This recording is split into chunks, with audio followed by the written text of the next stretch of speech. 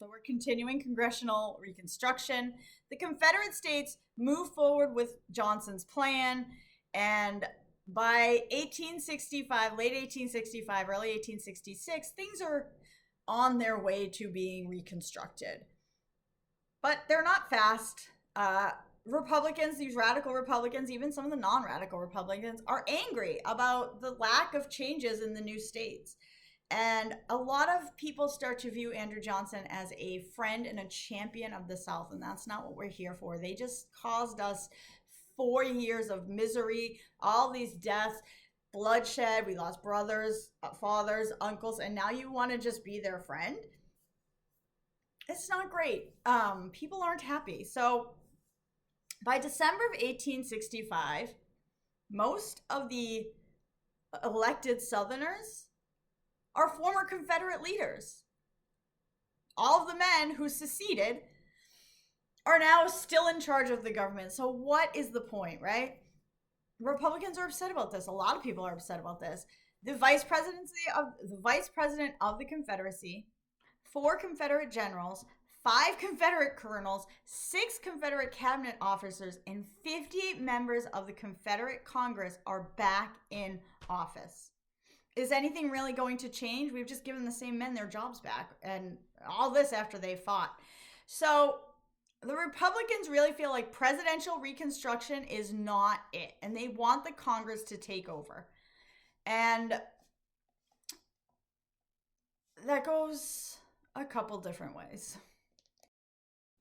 So Johnson's not doing a lot to be popular, and so we are going to go from this concept of presidential congressional reconstruction to reconstruction by the sword.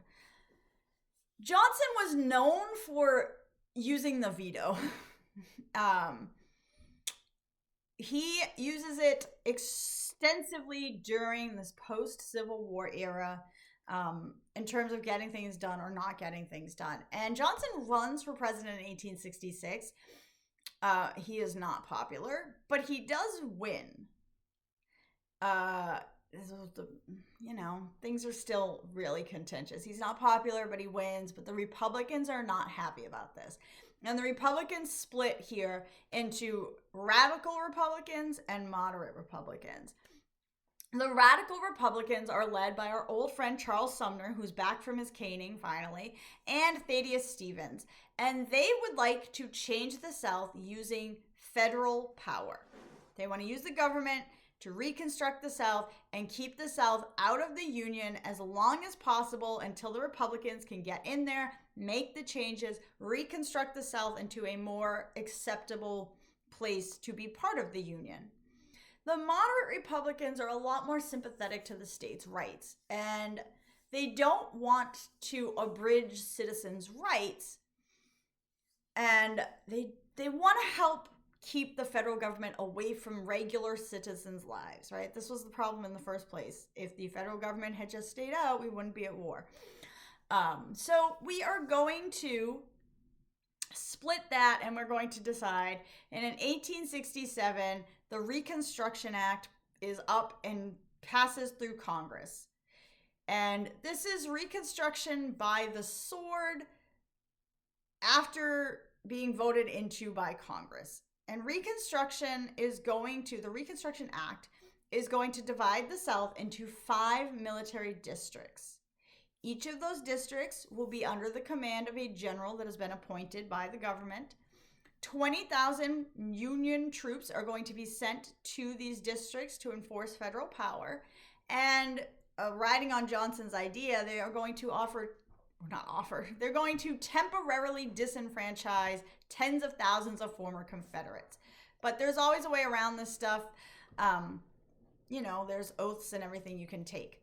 So we need to reconstruct the South back into the Union. And so there are some requirements that these southern states are going to have to meet in order to officially be considered as readmission to the Union.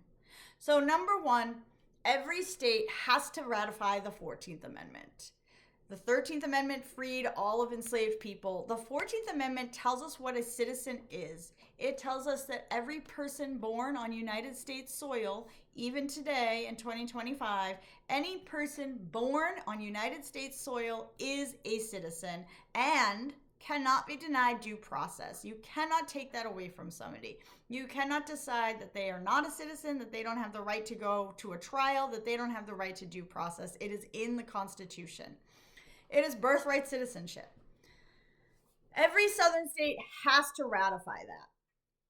State constitutions must also guarantee full voting rights for black males.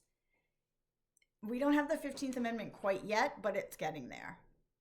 It does not give freedman any land or any promise of education, although there has been a promise that the formerly enslaved people would all get 40 acres and a mule, which is this idea that the Confederate lands will be taken and distributed amongst the enslaved people, and for reparations for all their hardships, they will get 40 acres and a mule to live their own lives. Some of them do get some Confederate property, but it is taken back from them.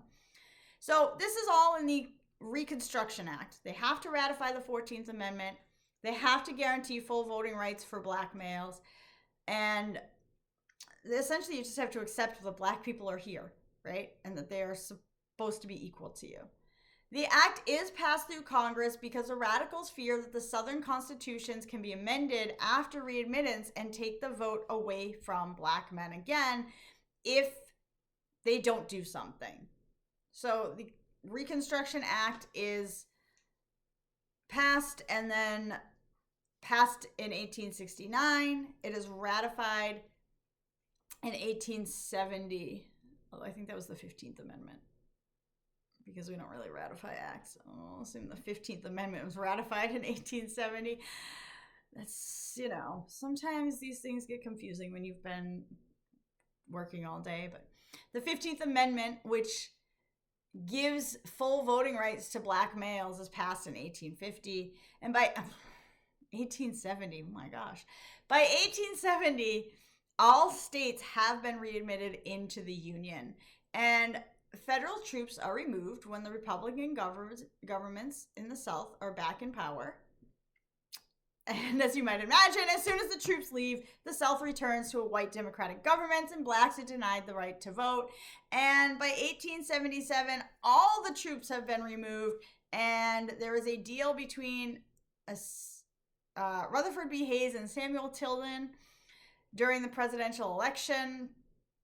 There's no winner in the Electoral College. The election goes to the House. Hayes agrees to end Reconstruction if Tilden will give him his votes. In exchange, Tilden gives his votes to Hayes. The election is over. Hayes wins and Reconstruction ends. But that's only half the story.